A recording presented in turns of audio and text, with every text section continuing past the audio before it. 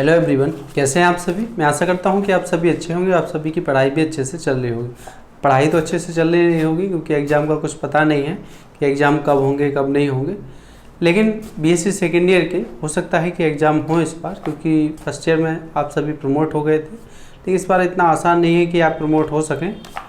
ठीक है, तो पढ़ते रहिए आप सभी घर पर। और जो मैंने आपको मॉडल पेपर दिया था, मैं फर्स्ट पेपर का लीनियर अलजेब्रा एंड जो मैट्रिक्सेस था, ठीक है, तो उसको सॉल्व नहीं कराया था क्योंकि लॉकडाउन लग गया था। तो इसके आइए आज से हम उसको सॉल्व करा देते हैं। कुछ क्वेश्चंस डेली अपलोड करते रहेंगे जिससे वो कंप्लीट हो जाए। तो देखिए, फर्स्ट क्वेश्चन है आपका, minimum number of zeros in a triangular matrix. मतलब ट्रायंगुलर मैट्रिक्स क्या है? अपर ट्रायंगुलर मैट्रिक्स भी हो सकता है और लोअर ट्रायंगुलर मैट्रिक्स भी हो सकता है। ठीक है, तो आइए देखते हैं। फर्स्टली जैसे मैं बात कर ले रहा हूँ minimum number of zeros in a triangular matrix. तो कोई मिनिमम एक ट्रायंगुलर मैट्रिक्स है। तो फर्स्ट जैसे एक ट्रायंगुलर मैट्रिक्स है, जैसे let A is equal to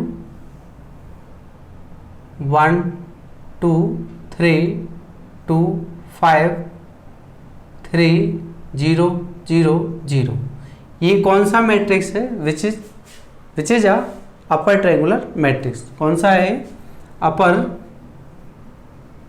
triangular matrix. ठीक है, ये कौन सा है? Upper triangular matrix. Upper triangular matrix में आप देख रहे हैं कि डायगोनल के नीचे जो एंट्रीज हैं वो जीरोज हैं। तो हाउ मैनी, कितने हैं? वो है 3। एक है 1 2 3। तो यहाँ 3 है। इसको एक फॉर्म में लिखा जाए यदि, तो देखिए n/2 और n-1। तो यहाँ मैट्रिक्स का जो ऑर्डर है 3 है। तो n इक्वल अगर 3 रखें, 3/2 3-1 3/2 और 3 ये 2 से 2 कैंसिल हो गया। कितना आंसर आया? 3। ठीक है, तो 1 2 3 number minimum number of zeros in upper triangular matrix या लोअर ट्रायंगुलर मैट्रिक्स इज 3। वो आप किस फॉर्मूले से देंगे? इस फॉर्मूले से। तो फर्स्ट जो क्वेश्चन है आपका, ये देख लीजिए, ये है आपका। ठीक है, फर्स्ट तो minimum number of zeros in a triangular matrix. तो फर्स्ट ऑप्शन इसका सही है, n/2 n/2 और n-1। ठीक है, ये हो गया है। आइए अब फर्स्ट तो हो गया है, सेकंड पर देखते हैं। सेकंड में क्या है? Minimum number of zeros in a diagonal matrix. तो minimum number of zeros in a diagonal matrix. Diagonal matrix में कितने मिनिमम नंबर ऑफ जीरोज हो सकते हैं? तो मैं एक डायगोनल मैट्रिक्स आपके सामने नोट कर रहा हूँ, जैसे D1 D2 3/3 का ही ले रहा हूँ, ज़्यादा बड़ा मैट्रिक्स नहीं टेक करूँगा। 0 0 0 0 0 0। ओके, तो ये D1 0 0 0 D2 0 0 0 0। ठीक है, तो आप देख रहे हैं कितने यहाँ पर जीरोज हैं आपके पास, कितनी एंट्री इस मैट्रिक्स में जीरोज है। मतलब शून्य कहाँ कहाँ लिखा हुआ है वो हमें देखना है, वो कितने हैं यहाँ पर। ठीक है, तो यहाँ 6 हैं 3/3 के लिए, लेकिन इसके लिए एक फॉर्मूला जनरेट होगा n-1। देखिए, for n is equal to 3, यहाँ मैं n इक्वल 3 पुट कर दे रहा हूँ। तो कितना हो जाएगा? 3 और 3-1 इज इक्वल टू 3 और 2, 3 2 जा 6। ओके, नाउ तो 3 2 जा 6। तो आप देख रहे हैं 1 2 3 4 और 4 5 6। तो 6 मिनिमम नंबर ऑफ जीरोज हैं इन अ डायगोनल मैट्रिक्स। अधिकतम भी हो सकते हैं, अधिकतम तो फिर ऐसा होगा क्योंकि ये तीनों भी जीरो हो सकते हैं, तो फिर 9 ही हो जाएंगे। तो उसमें तो फिर आपको ये रखना, क्योंकि उसके लिए फिर दूसरा फॉर्म बनेगा कि n स्क्वायर टाइप से रहेगा, कि जैसे क्योंकि 3 3 3 6 और 3 9। ठीक है, उस फॉर्म में आएगा। ऐसे इसमें भी हो सकता था कि मैक्सिमम नंबर ऑफ जीरो, तो मैक्सिमम में तो फिर ये भी जीरो हो सकते हैं और भी जीरो हो सकते हैं। ठीक है, लेकिन मिनिमम की बात कर रहे हैं, एक फॉर्मूला जनरेट हमने कर दिया है। तो दो क्वेश्चन नंबर जो आपका 2 है उसका आंसर है n और n-1। ठीक, तो ये आप सभी को समझ में आ गया होगा। जहाँ भी आपको समझ में नहीं आया तो आप बताइएगा। ओके,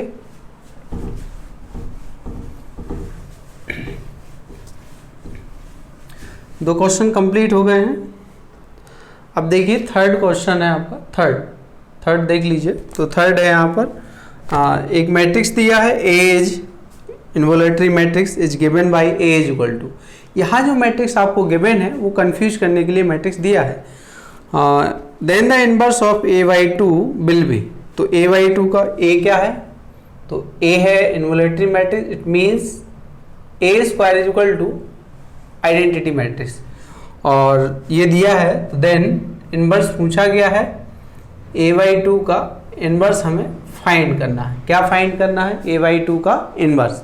ठीक है, तो फर्स्टली मैं देखूं यहाँ से क्या फाइंड हो जाएगा। देखिए यहाँ से a is equal to a inverse, इसको ऐसा लिख सकते हैं आप, a इक्वल a इनवर्स, ये आपका इन्वोलेटरी मैट्रिक्स है।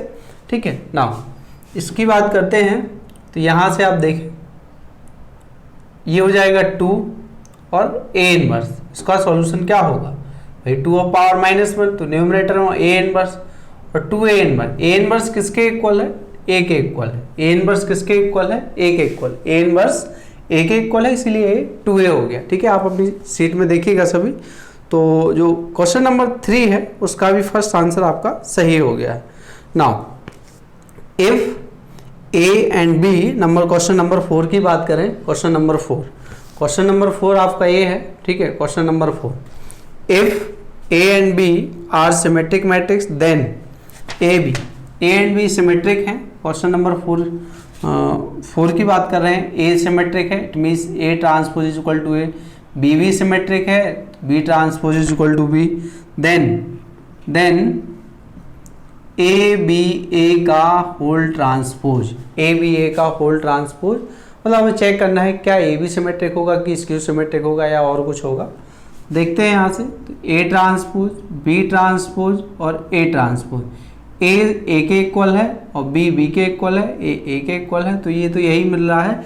Means we can say that कि the given matrix, the given जो टर्म है आपका ए बी, तीनों का मल्टीप्लिकेशन जो होगा वो भी कैसा होगा, सिमेट्रिक होगा। ठीक है, तो इसका जो ऑप्शन नंबर है फर्स्ट, वो इसका ऑप्शन फर्स्ट सही है कि ये जो ए बी ए है वो क्या होगा, हमारा सिमेट्रिक मैट्रिक्स होगा। ठीक है, नाउ क्वेश्चन नंबर 5 है। क्वेश्चन नंबर 5 आप देख लीजिए, क्वेश्चन नंबर 5 ए है। ठीक, तो क्वेश्चन नंबर 5 है, if A is equal to, given है एक मैट्रिक्स है, cos of theta minus sine of theta and sine of theta and cos of theta, A inverse is given by, A inverse find करना है। तो देखिए we find A inverse, तो इसको find करना है, तो आइए देखते हैं। Firstly we find the determinant of the given matrix, तो determinant of A is equal to cos square theta plus sine square theta is equal to 1, how, okay. Now adjoint of A is equal to, firstly we work first row cos theta, and mostly ये change तो नहीं होगा, हाँ, first row second, ये आ गया है sine theta plus minus, okay. और नेक्स्ट है second row, first minus sine theta plus minus plus, first row first column cos आया, first row second column sine आया, तो ये प्लस माइनस प्लस, ठीक है, प्लस माइनस। चलिए देख लेते हैं इसको। फिर है सेकंड रो सेकंड कॉलम, तो यहाँ आ गया है कॉस, तो कॉस तो चेंज नहीं होगा, लेकिन साइन जरूर चेंज हो रहा था, क्योंकि यहाँ क्या आएगा, सेकंड फर्स्ट, जब आप सेकंड करेंगे तो ये है फर्स्ट रो सेकंड, ठीक है। तो ये माइनस आ रहा है, लेकिन माइनस यहाँ पहले से था, फर्स्ट रो सेकंड, ठीक, ये प्लस हो जाएगा। क्या हो जाएगा ये प्लस, क्यों? क्योंकि जब आप इसको करेंगे फर्स्ट रो सेकंड रो और फर्स्ट कॉलम, तो ये आएगा माइनस का है, ठीक है। तो माइनस है यहाँ पर, लेकिन plus minus plus, adjoint of A, हाँ चेक कर लीजिएगा इसको। वैसे मोस्टली सभी जानते हैं कि ये दोनों तो यही रहेंगे, आपस में चेंज हो जाएंगे, लेकिन इनका साइन चेंज, ये प्लेस बदलेगा, साइन भी बदलेगा, ठीक है। देख लेते हैं यहाँ से, लेकिन यहाँ ठीक है, ए इनवर्स जो होगा आपके पास यहाँ से, ठीक, तो ये किसके इक्वल हो गया है, A inverse is equal to, now since A inverse किसके इक्वल होता है, adjoint of A upon determinant of, determinant तो 1 दिया है तो यहाँ से क्या मिल जाएगा, cos of theta sine of theta और minus sine theta cos of theta, ये किसके इक्वल है, ये देखिए रो कॉलम। तो यहाँ से क्या फाइंड हो गया है हमें, ये हमें फाइंड हो गया है, तो ये किसके इक्वल आ गया है, ए ट्रांसपोज के इक्वल। ठीक है, तो इसका जो ऑप्शन है, ऑप्शन नंबर 3 हमारा सही हो जाएगा। ठीक है, और कोई तो सही नहीं हो सकता है यहाँ से, क्योंकि और कोई ऑप्शन बन भी नहीं रहा है। ठीक है ना, चलिए देखें, क्वेश्चन 5 हो गए हैं।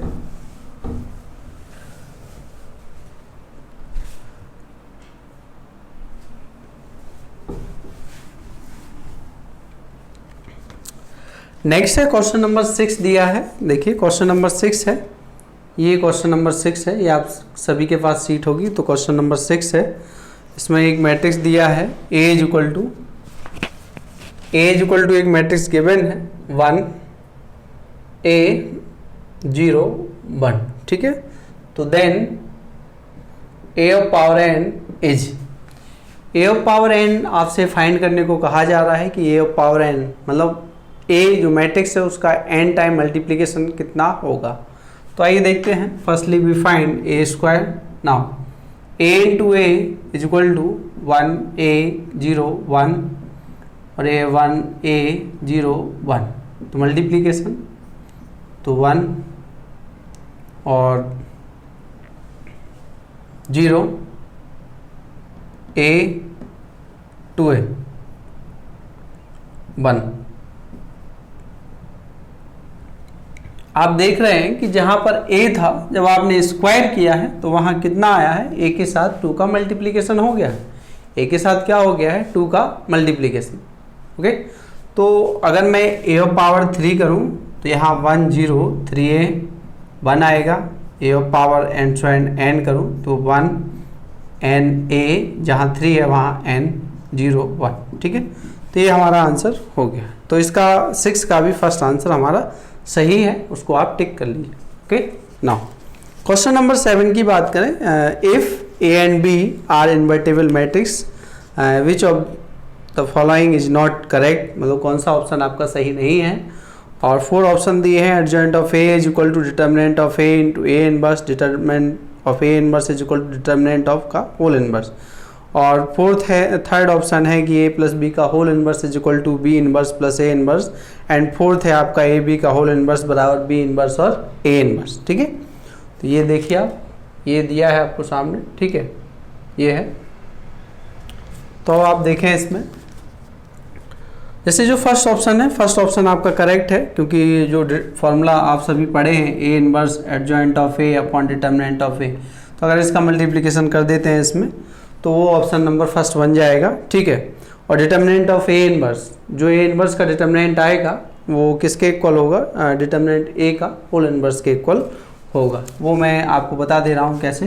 जैसे A, वो आप चेक कर लीजिएगा। तो दूसरा भी सही है, केवल तीसरा सही नहीं है, क्योंकि A प्लस बी का होल इनवर्स जरूरी नहीं है कि B inverse plus A inverse होगा। ठीक है, तो ये कुछ नहीं कह सकते इसके बारे में। ठीक, मल्टीप्लिकेशन हो तो A B का फोर्थ सही है, तो थर्ड आंसर इसका करेक्ट हो जाएगा। तो थर्ड ऑप्शन इसका सही है, कि मतलब थर्ड ऑप्शन यहाँ नॉट करेक्ट, मतलब जो सही नहीं है वो हमें टिक करना था। बाकी इसमें 3 जो है वो सही है, एक गलत है। ठीक है, नेक्स्ट क्वेश्चन नंबर 8 की बात करिए आप। देखिए आप, क्वेश्चन नंबर 8 है, तो क्वेश्चन नंबर 8 में एक मैट्रिक्स दिया गया है A is equal to A B C D satisfies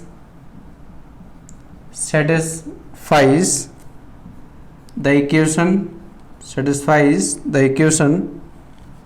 x square minus a plus d x plus k is equal to 0, then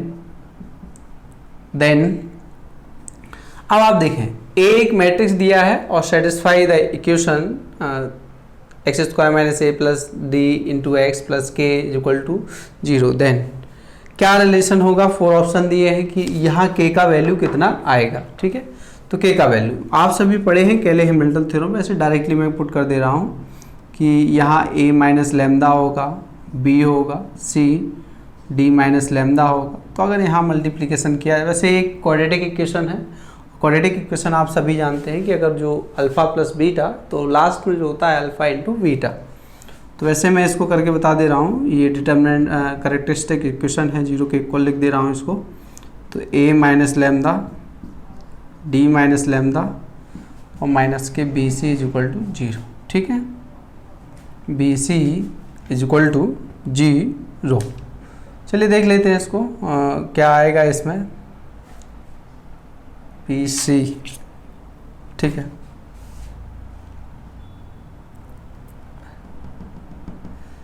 इसमें है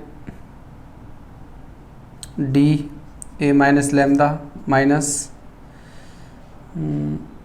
lambda A minus lambda minus B C is equal to zero.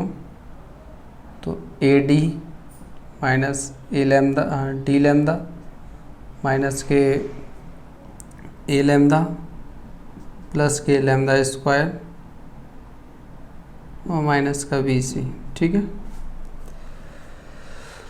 तो वैसे एक quadratic equation है, इनका सम दिया गया है तो फिर इनका मल्टीप्ली प्रोडक्ट भी दिया गया होगा, तो वो आप डायरेक्ट पुट कर सकते हैं कि इसका जो इक्वेशन है जो इसको सेटिस्फाई करेगा, तो वो इक्वेशन होगा आपका कि k इक्वल टू जो होगा, k की जो वैल्यू होगी वो a और इंटू डी होगा। क्या होगा, a और d होगा। ठीक है, तो a और d में जो ऑप्शन नंबर फर्स्ट है वो हमारा सही है, वो आप चेक कर सकते हैं। ठीक,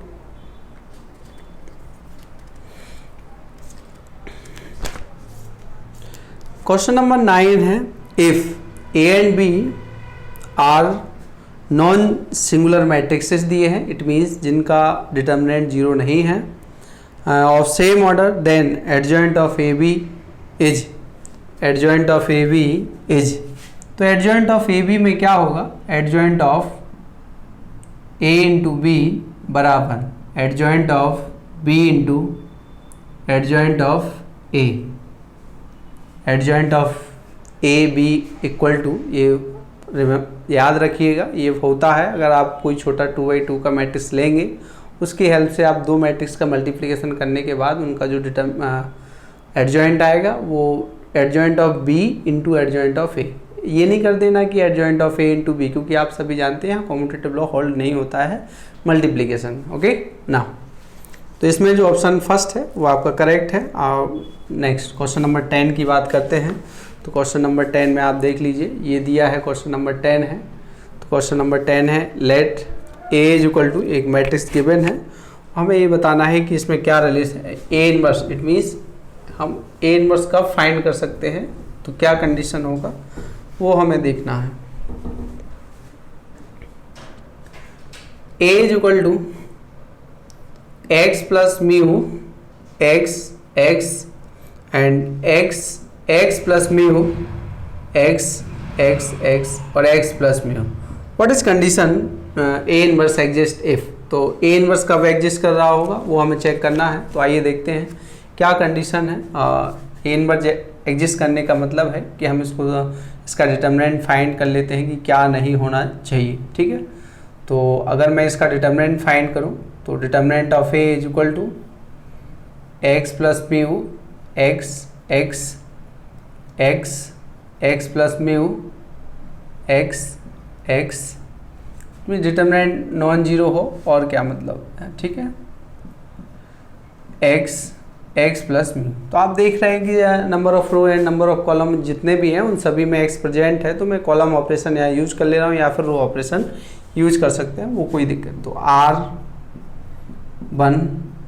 R1 plus R2 plus R3। ठीक है, तो यहाँ से क्या मिल रहा है, एक्स एक्स एक्स, तो क्या आ गया 3x plus mu 3x plus mu 3x plus mu.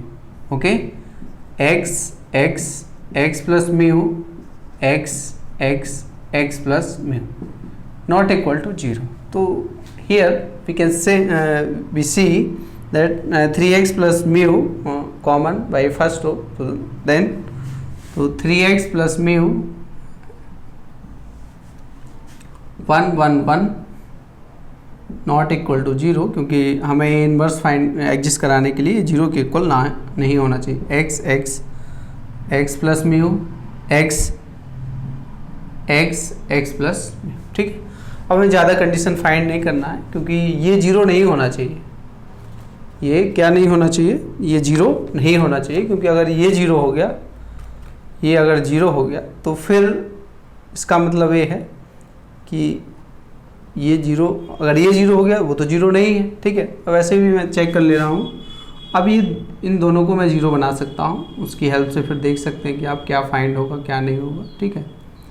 तो यहाँ से डायरेक्ट अब इतना टाइम वहाँ वेस्ट नहीं करना है, आप डायरेक्टली पुट करिएगा और ये कंडीशन हमें फाइंड हो गया है कि ये कैसा नहीं होगा, जीरो के इक्वल नहीं होगा, ठीक है। और बाकी ये भी जीरो के इक्वल नहीं होगा तो वो भी नहीं होगा, तो एक ही कंडीशन देखना था, तो फर्स्ट इसका जो थर्ड ऑप्शन है वो हमारा सही है, ठीक है। ओके, नाउ सेकेंड 11 है, 11 दिया है आपको कि if k belongs to R, question number 11 ये है आपके पास कि if k belongs to R then determinant of adjoint of k into I n, means n order का एक मैट्रिक्स है और आइडेंटिटी मैट्रिक्स है, identity matrix is equal to, तो किसके इक्वल होगा वो हमें देखना है। तो ये थर्ड ऑप्शन इसका सही है कि और पावर एन, एन मैं प्रूव कर देता हूँ कैसे ये सही है।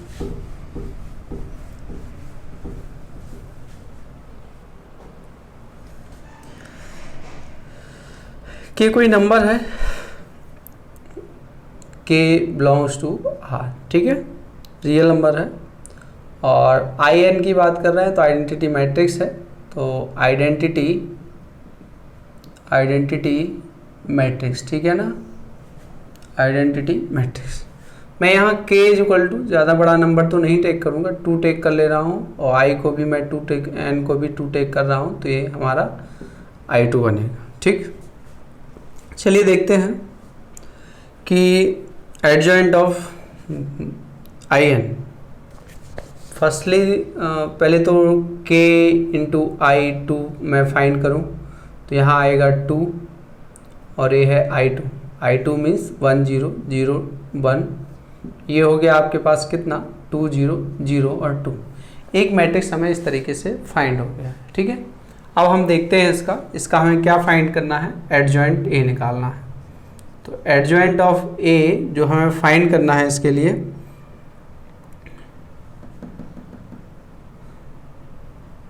फर्स्टली एडजॉइंट ऑफ के i2 फाइंड करना है, तो adjoint of A i2 find करना है। तो यहाँ से आप देखेंगे कि फर्स्ट रो, तो ये 2 हो गया, first row, first column, first row और सेकंड कॉलम, तो ये 0 आ गया है, ठीक है। और फिर सेकंड है, फर्स्ट 0 है, ये है आपका सेकंड, ये 2 है, ठीक है, प्लस माइनस, ठीक है, प्लस माइनस माइनस,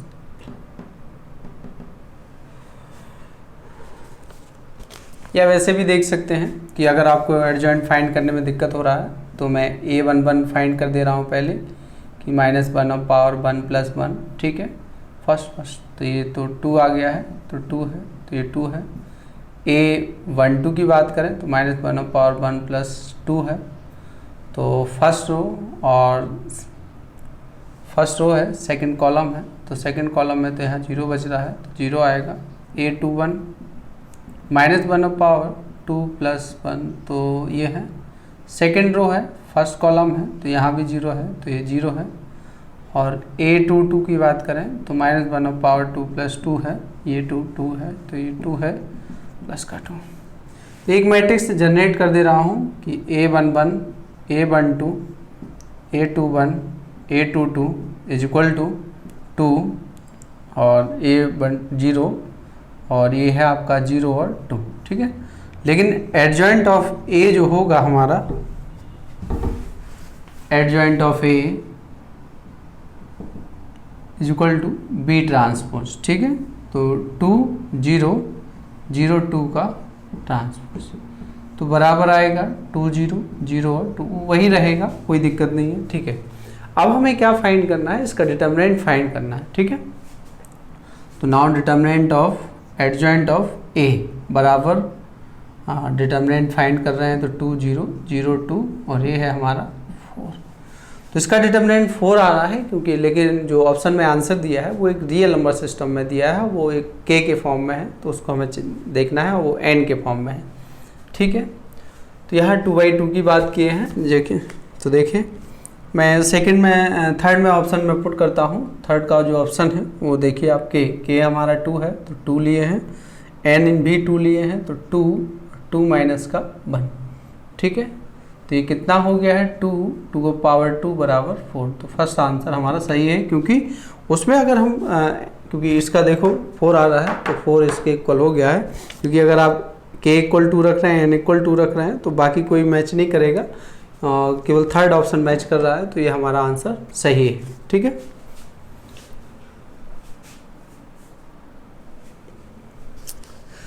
तो ये क्वेश्चन 11 हो गया है। अब आइए देखें क्वेश्चन नंबर 12 की ओर आगे बढ़ते हैं। क्वेश्चन नंबर जो 12 है हमारा, तो उसमें क्वेश्चन नंबर 12 में first option, which of the following statements is incorrect for a square matrix which is whose determinant is not equal to 0, जिसका जो सारणिक है वो शून्य नहीं है। ठीक है, उसके लिए हमें फाइंड करना है। तो फर्स्ट है जो if A is a diagonal matrix then A inverse will also be a diagonal matrix. अगर A कोई डायगोनल मैट्रिक्स है तो क्या उसका इन्वर्स भी डायगोनल मैट्रिक्स होगा, वो हमें चेक करना है। तो ऐसा कोई ज़रूरी नहीं है कि कोई A डायगोनल है तो उसका इन्वर्स भी डायगोनल होगा। ठीक है, ये कोई वो कुछ नहीं कह सकते इस बारे में। If A is symmetric then A inverse will also be a symmetric matrix, ऐसा भी कुछ नहीं कह सकते हैं, क्योंकि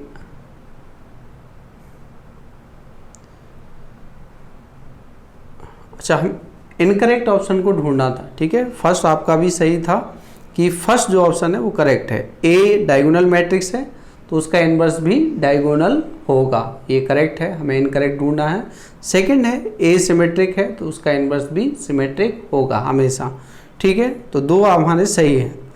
थर्ड की बात कर रहे हैं कि A inverse is equal to A, तो A inverse is equal to A क्या है, A inverse is equal to A, ये क्या होता है, ये तो हमारा A square is equal to I. A square is equal to क्या है, ये हमारे पास आई है, और I where I is the identity matrix, और this type relation is called involutory matrix. ठीक है, लेकिन यहाँ जो लिखा है ऑप्शन में वो क्या लिखा है, इज एन आइडेम्पोटेंट मैट्रिक्स, तो ये रॉन्ग हो गया है। ऑप्शन नंबर 3 यहाँ पर करेक्ट है, मतलब जो गलत पूछा गया था, रॉन्ग पूछा गया था, वही हमारा आंसर यही है। ठीक है, तो उसी का आंसर हमें देना। थर्ड है, बाकी फोर्थ है तो वो इनवॉल्यूटरी बोल रहा है, वो सही है हमारा। तो 12 हो गए हैं, अब आगे बढ़ते हैं 13 की ओर। तो 13 में आप देखिए, 13 में ये है 13। ठीक, तो आप देखेंगे 13 में क्या है, विच of the following is nilpotent matrix. ठीक है, तो निलपोटेंट मैट्रिक्स की बात कर रहे हैं। फर्स्ट ऑप्शन आपका क्या दिया है, 2/2 का एक आइडेंटिटी मैट्रिक्स है, तो वो तो निलपोटेंट नहीं हो सकता। सेकेंड एक ऑर्थोगोनल मैट्रिक्स दिया है, और उसका आप orthogonal it means A into A transpose करेंगे तो वो क्या आ जाएगा, वो एक आइडेंटिटी मैट्रिक्स दे देगा। हाँ, थर्ड ऑप्शन जो है वो आपका एक निलपोटेंट मैट्रिक्स है, क्योंकि जैसे ही आप एक बार और अगेन मल्टीप्लिकेशन करेंगे, देखिए if A is equal to 0 1 0 then A square is equal to 0 0 1 0 और 0 0 1 0। ठीक है, ये है हमारे पास 0, इसका मल्टीप्लिकेशन इसमें, ठीक, इसका इसमें, तो ये भी 0 और फिर इसका 0 0, तो ये इंडेक्स 2 आ गया है। और क्योंकि आपने 2 टाइम मल्टीप्लिकेशन किया तो इंडेक्स 2 हो गया है और नल मैट्रिक्स फाइंड हो गया। इट मीन्स जो थर्ड ऑप्शन है वो जो मैट्रिक्स गिवन है वो हमारा निलपोटेंट मैट्रिक्स है। ठीक है, नेक्स्ट क्वेश्चन नंबर 14 की बात करें तो इसमें which of the following statement are correct, हमें करेक्ट ऑप्शन ढूंढना है। तो फर्स्ट की बात करते हैं, if A is invertible 3x3 matrix and B is a 3x4 matrix. A क्या है, 3x3 मैट्रिक्स है एंड बी 3x4 मैट्रिक्स है, then A inverse B is defined. ठीक है, समझिएगा थोड़ा। ए हमारा क्या है, इन्वर्टेबल है, मतलब ए जब इन्वर्टेबल है इसका मतलब है कि ए इनवर्स एग्जिस्ट कर रहा है। तो ए इन्वर्टेबल है, it means A not equal to 0। और जो ए है हमारा वो किस फॉर्म का है, 3/3 का है। एंड बी जो है फॉर्म का है कितने का है, 3/4 का है, 3/4 का, ठीक है। उसमें लिखा है देन क्या ए इनवर्स बी एग्जिस्ट कर रहा है, इट मीन्स क्या ये डिफाइंड है, तो वो देखना है। तो देखिए ये ए है वो 3/3 है, बी है वो है आपका 3/4 है, तो रो और जो कॉलम है आपका, इसका कॉलम इसका रो कॉलम, ठीक है, ये दोनों बराबर हैं, इसका मतलब है कि मल्टीप्लिकेशन पॉसिबल है, तो ये तो सही है हमारा, तो इसका फर्स्ट ऑप्शन सही हो गया। सेकंड ऑप्शन में लिख रहा है कि it is never true that a + b, a - b and a b are all defined. वो कह रहा है ये कभी सही नहीं होगा कि ये तीनों डिफाइन हो, ऐसा कैसे हो सकता है, डिफाइन हो भी सकते हैं, नहीं मतलब होंगे डिफाइन, कुछ होंगे नहीं भी, तो ये तो नहीं कि कभी नहीं, ऐसा नहीं, वो डिपेंड करता है काउंटर एग्जाम्पल पर, तो ये हमारा गलत है, ठीक है। थर्ड की बात करें, every none of whose entries are 0 is invertible. अगर हम बात करें कि कोई मैट्रिक्स है जिसमें एंट्रीज अगर 0 है तो वो इन्वर्टेबल कहाँ से हो जाएगा, वो तो इन्वर्टेबल होगा ही नहीं, क्योंकि वो क्या होगा, एक सिंगुलर मैट्रिक्स होगा जिसका डिटर्मिनेंट 0 होगा, तो ये भी गलत हो गया, हमें सही ऑप्शन को चेक करना था, तो फर्स्ट सही था, दो बाकी गलत है। नेक्स्ट जो थर्ड है हमारा, फोर्थ है, every invertible matrix is square and has no 2 row the same, ठीक है। कोई भी जो एक इन्वर्टेबल मैट्रिक्स है वो स्क्वायर मैट्रिक्स ही होगा हमेशा, क्योंकि डिटर्मिनेंट स्क्वायर मैट्रिक्स का ही फाइंड होता है, एंड और उसके दो जो 2 रो हैं या 2 कॉलम हैं वो कभी सेम नहीं हो सकते, क्योंकि अगर सेम हुए तो फिर उनका डिटर्मिनेंट हमारा क्या हो जाएगा, शून्य हो जाएगा, तब फिर वो इन्वर्टेबल नहीं बचे, ओके। तो इसका आंसर फर्स्ट एंड फोर्थ, ठीक है, तो कोई एक मिल जाएगा तो वो आप देख लीजिएगा। नेक्स्ट है 15 क्वेश्चन की बात करें कि इफ़, ये क्वेश्चन नंबर 15 है, ये है क्वेश्चन नंबर 15 यहाँ दिया गया है, ठीक है, ये है क्वेश्चन 15 है। A and B are 2 given matrices such that of order, A का ऑर्डर हमें गिवन है, 15 की बात कर रहे हैं, ठीक है, 15 A का ऑर्डर आपको गिवन है, A का ऑर्डर दिया है 3x4। If A transpose B and B A transpose are both defined, दोनों डिफाइंड भी हैं, कब, अगर दोनों डिफाइंड हैं तो then order of B transpose A क्या होगा, ठीक है ना, order of B transpose A क्या होगा वो हमें देखना है, ठीक है। ए दिया है 3/4, ठीक है, तो हम ट्रांसपोज कर ले रहे हैं इसका, ए ट्रांसपोज हो जाएगा, क्या हो जाएगा, 4/3, क्या 4/3। अब अगर ये दोनों डिफाइन है, दोनों डिफाइन होने का मतलब ये है कि A transpose B is equal to 4 × 3, तो यहाँ क्या होना चाहिए, 3 × 3, ठीक है, 3 × 3, ये तो होना ही चाहिए। इसको देख लेते हैं, बी ए ट्रांसपोज, तो बी है 3 × 3 और ये है 4 × 3, इसको 4 होना पड़ेगा, ठीक है, इसको 4 होना होगा, तो बी तो है 3/4 का है और ये 4/3 का है, तो ये भी सेम हो गया है, तो ये दोनों इस तरीके से डिफाइन होंगे। तब हमें ये देखना है कि जो बी ट्रांसपोज होगा वो बी ट्रांसपोज ए कितना होगा, ठीक है, ए तो हमारा 3/4 दिया है, बी ट्रांसपोज कितने का होगा, ठीक भाई। बी ट्रांसपोज तो हम 3/4 लिए हैं, ऑर्डर ऑफ मतलब बी तो नहीं लिए हैं, क्योंकि बी यहाँ हमारा 3/4 टेक किए हैं, अगर बी ट्रांसपोज लेंगे तो यहाँ से 4/3 का लेंगे, तो 4/3 लेंगे, तो इसमें देखिए फर्स्ट ऑप्शन तो नहीं मिल रहा है। सेकंड की बात करते हैं कि बी ट्रांसपोज इंटू ए, तो बी ट्रांसपोज इंटू ए कितना है, 3/4 है, 3/4, तो ये कैंसिल मतलब ये एलिमिनेट होगा, तो 4/4 का एक न्यू मैट्रिक्स बनेगा, तो उसका जो ऑर्डर बनेगा वो 4/4 होगा। तो क्वेश्चन नंबर जो 15 है उसका सेकंड आंसर आपका सही है, ओके। तो समझ में आ रहा होगा आप सभी को, ठीक है। तो इस वीडियो में इतना ही, और नेक्स्ट वीडियो में मिलते हैं, तो आप लोग स्टार्ट कर दीजिए पढ़ना, क्योंकि हो सकता है कि एग्ज़ाम होंगे आप सभी के, ठीक है। Thank you.